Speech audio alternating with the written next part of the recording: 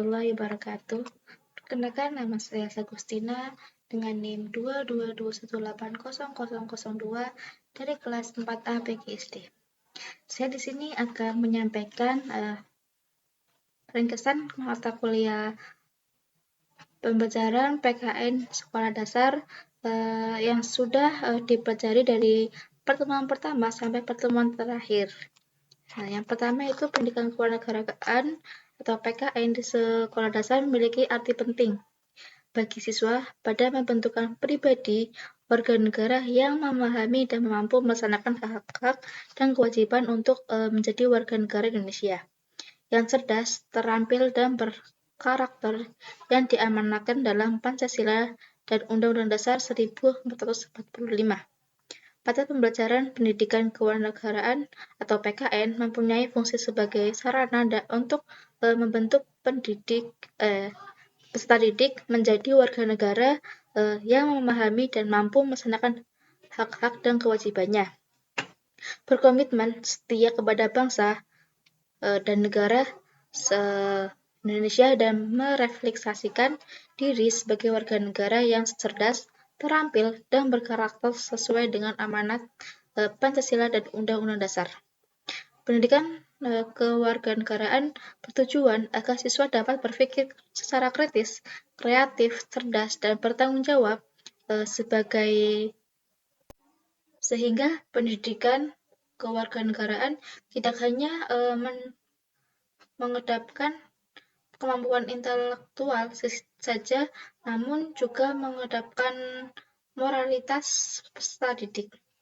Mengapa kurikulum perlu diadaptasi? Perbedaan lingkungan dan ekosistem sekolah ditambah pula dengan perubahan yang terus terjadi di sekitar kita. Hal-hal ini merupakan sebagian alasan mengapa kurikulum yang kita terima dari pemerintah pusat harus melalui proses adaptasi terlebih dahulu. Ada tiga karakteristik utama kurikulum merdeka. Yang pertama, menyederhana konten, fokus pada materi esensial. Yang kedua, pembelajaran berbasis proyek yang kolaboratif, aplikasi yang dimuat dalam 5P. Yang ketiga, merumuskan capaian pembelajaran dan pengaturan jam pelajaran yang memberi fleksibilitas untuk merancang kurikulum operasional dan pembelajaran sesuai tingkat kemampuan peserta didik. Struktur kurikulum sekolah dasar dibagi menjadi 3 fase. Yang pertama, fase A untuk kelas 1 sampai kelas 2, fase B untuk kelas 3 sampai kelas 4, dan fase C untuk kelas 5 dan kelas 6. Proses penguturan profil Pancasila dilakukan 2-3 kali dalam 1 tahunan ajaran dengan tema yang berbeda. Pelaksanaan proyek penguatan profil pelajar Pancasila dilakukan secara fleksibel baik maupun waktu pelaksanaan. Cara penguatan proyek dilakukan proyek harus mengacu pada capaian profil pelajar Pancasila sesuai dengan fase peserta didik. Yang pertama, pergantian kurikulum merupakan sesuatu yang wajar terjadi karena perubahan zaman dan perubahan kebutuhan di satuan pendidikan. Yang kedua, ada pentingnya perubahan pola pikir dalam mengimplementasikan kurikulum merdeka. Yang ketiga, salah satu hal penting dalam kurikulum merdeka adalah kontekstual sehingga satuan pendidikan dapat menyelenggarakan pembelajaran yang sesuai dengan kebutuhan murid. Yang keempat, untuk mendesain pembelajaran yang sesuai dengan kebutuhan murid yang pendidikan untuk perlu meningkatkan kemampuan beradaptasi untuk merancang program sekolah dan pembelajaran yang sesuai dengan tahapan dan proses belajar murid. Tujuan akhir pembelajaran adalah profil pelajar Pancasila. Pencapaian menuju tujuan akhir tersebut dilakukan melalui struktur kurikulum operasional sekolah. Yang pertama, beriman, bertakwa kepada Allah Yang Maha Esa dan berakhlak mulia. Yang kedua, berkebinekaan global. Yang ketiga, bergotong royong. Dan yang keempat ada mandiri. Yang kelima adalah menala kritis, dan yang terakhir yaitu kreatif. Rencana pembelajaran dirancang untuk memadu guru melaksanakan pembelajaran sehari-hari untuk mencapai suatu tujuan pembelajaran. Dengan demikian, rencana pembelajaran disusun berdasarkan alur tujuan pembelajaran yang digunakan pendidik sehingga bentuknya lebih rinci dibandingkan alur tujuan pembelajaran. Setiap pendidik perlu memiliki rencana pembelajaran untuk membantu pengarahan proses pembelajaran pencapaian atau CP. Rencana pembelajaran ini dapat berupa yang pertama itu rencana pelaksanaan pembelajaran atau yang dikenal sebagai RPP. Yang kedua, dalam bentuk modul ajar. Apabila pendidik menggunakan modul ajar, maka ia akan tidak perlu membuat RPP karena komponen-komponen dalam modul ajar meliputi komponen-komponen dalam RPP atau lebih lengkap daripada RPP. Yang pertama itu ada modul ajar, merupakan dokumen yang berisi tujuan, langkah, dan media pembelajaran serta asesmen yang dibutuhkan dalam satu unit atau topik berdasarkan alur tujuan pembelajaran. Yang kedua, modul ajar yang diusung dalam perencanaan pembelajaran pada kurikulum Merdeka merujuk pada kekhasan, kebutuhan pola belajar dan menggunakan sumber belajar yang lebih bervariasi. Yang ketiga, modul ajar dalam kurikulum Merdeka ditunjukkan untuk membantu pendidikan mengajar secara lebih fleksibel dan kontekstual dan tidak selalu menggunakan buku teks pelajaran. Modul ajar dapat menjadi pilihan lain untuk alternatif strategi pembelajaran. Yang keempat, modul ajar lebih lengkap daripada rencana pelaksanaan pembelajaran, maka pendidik yang menggunakan modul ajar untuk mencapai satu atau lebih tujuan pelajaran tidak perlu lagi mengembangkan rencana pelaksanaan pembelajaran. Di sini ada beberapa komponen modul ajar versi lengkap. Yang pertama itu ada informasi umum, yaitu identitas dan komponen, Pancasila, sarana dan prasarana, target pendidikan, dan model pembelajaran yang digunakan. Yang kedua itu ada komponen inti, yaitu ada tujuan, asesmen, pemahaman bermakna, pertanyaan pemantik, kegiatan pembelajaran, dan refleksi peserta didik dan pendidik. Dan ada lampirannya juga di situ. Ada lembar kerja, peserta didik, pengayaan remedial, bahan bacaan medial, dan peserta didik. Nah, dan ada glosarium dan daftar pustaka.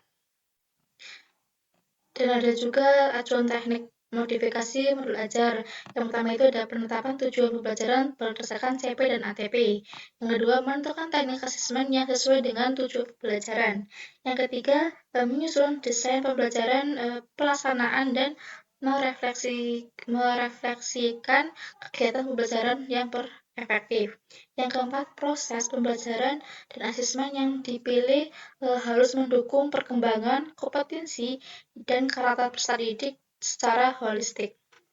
Yang kelima, pembelajaran yang dirancang harus sesuai konteks, lingkungan budaya, dan capaian yang berbeda pada peserta didik. Dan yang terakhir ada pembelajaran berorientasi pada masa depan yang berkelanjutan. Dan di sini ada beberapa hal yang harus diperhatikan saat memilih modul ajar untuk dimodifikasi. Yang pertama itu ada apakah selaras dengan rencana yang sudah dibuat oleh penyusunan ATP. Yang kedua itu apakah asesmen sudah sesuai dengan tujuan pembelajaran. Yang ketiga, apakah cocok dengan kondisi yang sampai peserta didik yang berbeda. Yang keempat ada apakah sih sarana dan prasarananya tersedia di satuan pendidik. Dan yang terakhir, apakah sudah sesuai dengan kebutuhan, kondisi, dan karakteristik suatu pendidikan. Nah, di sini ada beberapa keanekaragaman bangsa Indonesia mencakup berbagai aspek budaya, etnis, bahasa, agama, dan istiadat. Beberapa Di sini yang pertama itu ada etnis, yang kedua ada bahasa, yang ketiga ada agama, yang keempat ada budaya, dan yang kelima ada adat istiadat, dan yang keenam ada arsitektur, yang terakhir ada pakaian tradisional.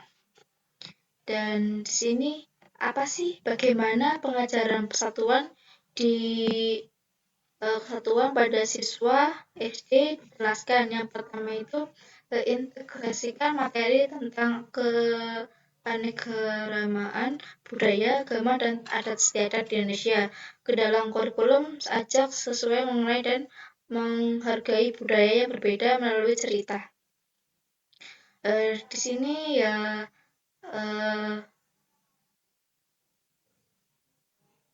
seperti kayak tarian, cerita, dan makanan tradisional.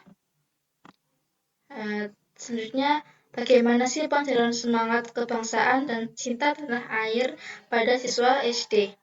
Yang pertama itu ajarkan cerita rasa Indonesia secara menarik dengan cerita tentang pahlawan nasional perjuangan kemerdekaan dan momen-momen penting dalam sejarah bangsa.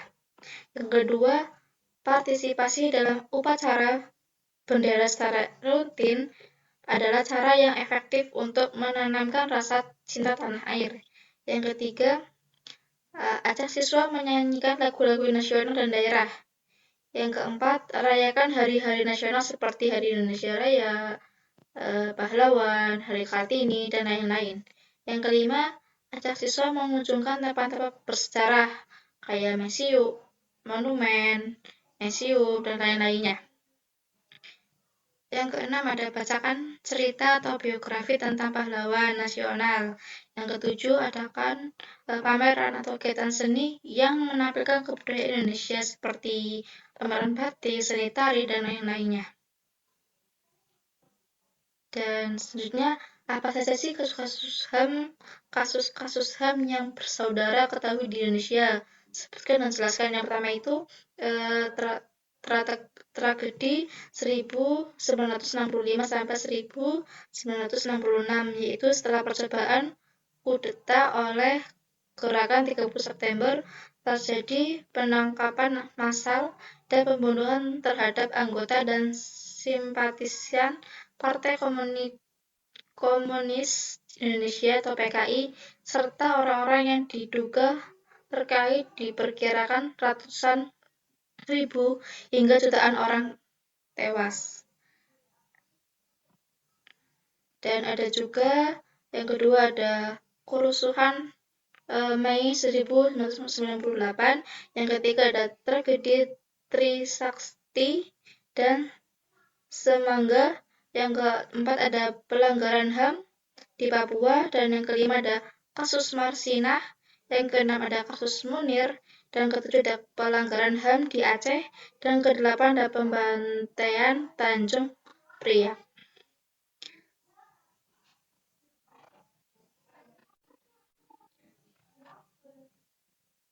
Mungkin untuk dari saya sekian, kurang lebihnya saya mohon maaf. Assalamualaikum warahmatullahi wabarakatuh.